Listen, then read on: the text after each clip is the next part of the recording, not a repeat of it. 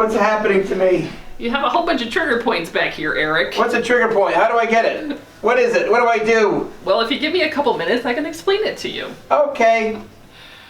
Hey guys, this is Eric from Phys-Ed Health and Performance with Kelly Horgan, top trainer extraordinaire, massage therapist, and very dear friend. Kelly. Hi, Eric. How you doing? Hi, everybody. How long have we known each other? About 14 years now, I think. 14 years. We'll just push it to 15 because you got to count by fives when you're older. What do you do here at Phys-Ed? Well, I'm a massage therapist, licensed massage therapist in the state of Connecticut and New York. Excellent. And Hence the grunting on the table. Yes. Working on your trigger points, which you have many of. I am the king of trigger points. I'm also a certified personal trainer. I also do kinesiotaping. I do specific types of stretching, like active isolation stretching. I have, just because now I'm almost 20 years into both massage and personal training, I've got a laundry list of tools. You must have started when you were like 12. Oh, well, thank you. Kelly is what I like to call the double-edged sword, even though there's more edges to it. But the ability to do personal training and know what you're talking about, and the ability to do soft tissue work is huge in this business. Being able to keep people from that might get hurt doing an exercise, or overuse from doing too many of the same thing over and over and over again, repetitive use. Being able to get in there and do that soft tissue work, and knowing the exercise world at the same time is excellent. Plus you throw into that kinesiotaping, and you throw into that active isolated stretching. I think that's huge, and your continuing your education.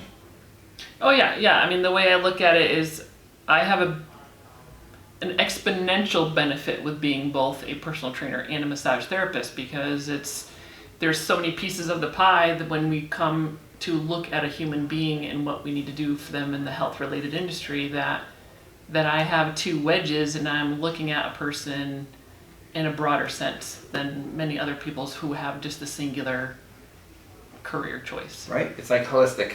Yes. It's holistic training. Yes. Excellent. So you were demonstrating, because personal training aside, right, we all kind of know what personal training is. Kelly and I tend to do a lot of corrective exercise and post-injury training. But usually if I have someone that's got a trigger point or something funky going on that I cannot handle within the scope of my ability, I say, go see Kelly. And she hates me for it. No, because at some point the schedule does get a little too packed. But I think we'll focus more on the soft tissue rehab type stuff right now. Well, yes, and that's mainly my focus, and always has been. It's the special populations, as I like to call them. Yes, which you're on the head of. You're the CEO of my special population. What is my problem, Kelly? Is it the stress of running a health club? That's one component. The stress and injuries of all of your years of play. That's a lot of play and a lot of trigger points, apparently.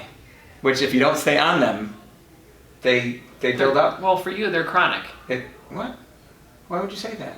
How long have I been working on you now? 14 years. I have some trigger points, but that's okay. So let's say a member comes into the facility that's coming off of a rehab program with a local physical therapist. They know they have to continue doing exercises, but they don't want to do them, so there's that intrinsic motivation of, the doctor told me to come here, my wife told me to come here, the physical therapist told me I need to continue doing these, or the injury's going to come back. What do you do to kind of get them over that hump and keep them, I can't really say motivated, but going on that correct path? Basically, I have a huge, I guess, positive influence in the sense of I am not restricted like a doctor is. I'm not restricted like a physical therapist is. I mean, they're being dictated to by the insurance companies or whatever their scope of their practice is. I don't have that, so I have the luxury of looking at my client and saying, I understand that you have let's just say a knee injury. You're coming to me because you're still rehabbing from a knee injury. I don't just look at them as I need to strengthen or massage that area around the knee. I can actually look at them and say, I understand that you have fears related to you don't want to take a step down off of a bank because it's an uneven surface. So with my work, I am not only taking care of the physical aspect, but I am also trying to gear the massage work to get rid of trigger points, scar tissue, and then being in a personal training advent, I'm actually looking to push their limits of their weakness, but also trying to give them confidence in what they can do. And I always tell my clients, and you'll always hear me say it, is I'm making your life harder here today, right now, so that your life out there is much easier and you can be confident. Right.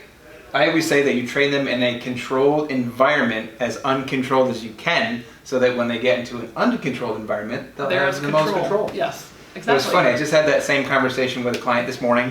I will mention no names, but she's getting physical therapy on her right shoulder, and I'm working on her toes. I literally had her shoes off, and we were doing toe exercises, and she couldn't get what was happening on one foot was not happening on the other. It was like night and day. She didn't have any manual dexterity that were congruous on her feet. It was really bizarre. And she goes, you know what, I feel so much better.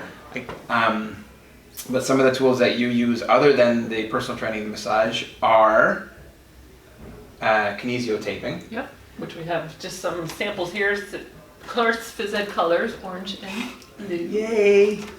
Which, I mean, that's a huge benefit. I mean, since it first came out, it's made a phenomenal difference. I mean, with the kinesiotape, just looking at it as in the massage realm, I can take my work, which a massage can last anywhere from like 24 to 48 hours, and I can apply the tape, and some people can wear the tape up to a week. So they're getting a week's worth of massage out of my massage now, not just 2 days. Yeah. And with the kinesiotape, it's also, you can quiet a muscle down if it's being spastic, or if through an injury or long-term chronic issue they can't get a muscle to fire to work, I can actually tape them to get it to work. Yeah. So, I mean, it's pretty profound with what the tape can do and just boosting what I'm doing. And that could be a whole nother educational series on kinesiotaping, exactly what it's doing and how you're applying it. Oh yeah, because the last time I actually took the kinesiotaping class, the Dr. Kase, who was actually the creator of kinesiotape, the original, he's actually now delving into neurological. So I learned some neurological tapings, which I didn't learn the first time around. And I've already used it, and it's just phenomenal how I've seen the changes in one person just by doing a taping consistently over several months' time. So that's a down the road, right? Yes, I know. It's just, you'd have to be able to apply it, and you need a body to apply it too. Just like you, it's always about education. The more I can talk about it, you gotta know about teach. it. But that could be a whole nother 20-minute video. So look forward to that one coming in the near future. And what else do you do with these little tiny bottles over here? These are actually essential oils, and I mean, from way back, I've gotten into Young Living essential oils. And one of the things is, it's called the raindrop technique. I heard about this raindrop technique. Yeah, actually, I've had a couple people do it. And one of the most profound impacts is all oils have a frequency that they resonate at, just like the human body does. The human body has a particular frequency, which means they're healthy. If they get out of that frequency, that means they're in dis-ease. So all these oils, when applied, are actually to help with resonating your body to that healthy frequency, but these oils also have specific properties in and of themselves. And some of that is to help your body process out viruses and bacteria that are not good for you, and where it's applied to. And people do have profound changes in their system. It's weird how it works. Yep.